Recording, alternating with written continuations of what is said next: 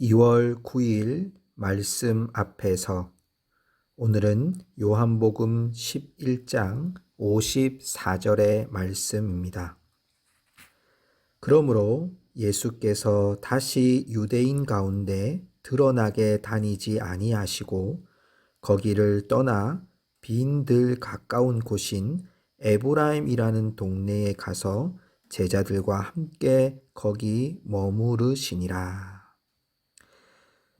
예수님을 죽이려고 모의하는 사람들의 모습들은 나사로의 다시 살아난 사건 이후에도 멈추지 않고 계속되어지는 것을 보게 됩니다.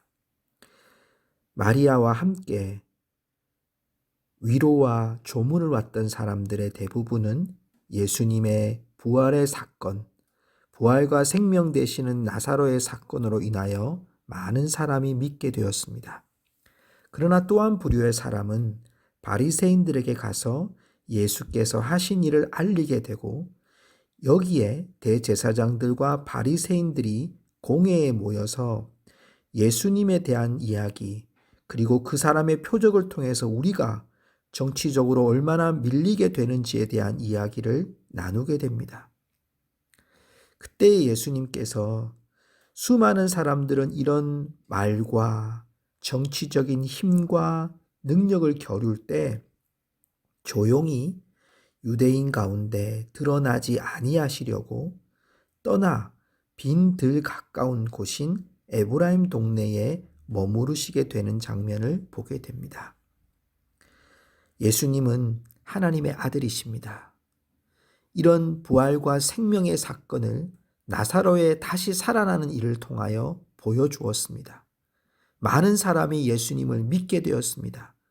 그러나 예수님은 에브라임이라고 하는 작은 동네로 들어가시는 것을 보게 됩니다. 그곳에서 머무르시며 제자들과 함께 유월절을 맞이하고 하나님께서 보내시는 그 마지막 때를 준비하셨던 모습을 발견하게 됩니다. 어디에 있느냐, 무엇을 하느냐, 우리의 이름이 얼마나 명성이 높아지고 커지냐가 중요한 것이 아니라 내 안에 하나님의 뜻이 품어져 있느냐가 중요합니다.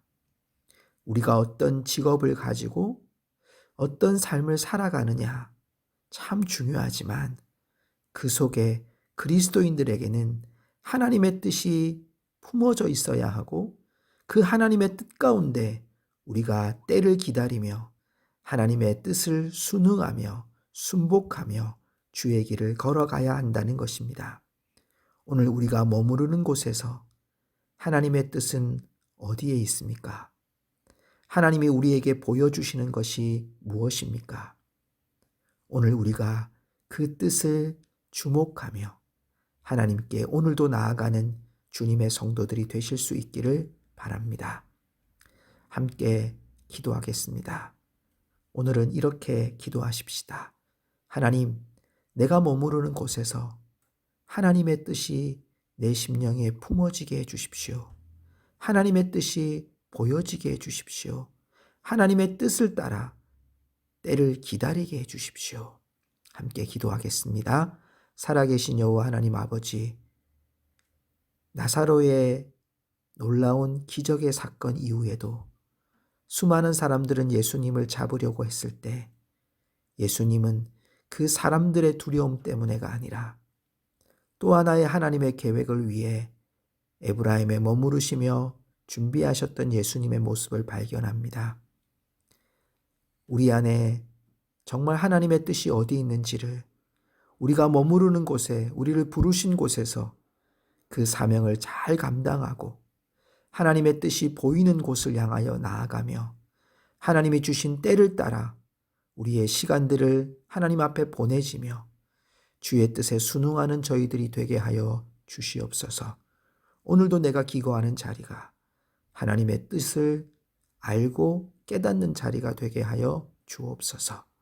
예수님의 이름으로 기도하옵나이다. 아멘. 오늘 우리 주 안에 계신 곳에서 하나님의 뜻을 발견할 수 있기를 축복합니다.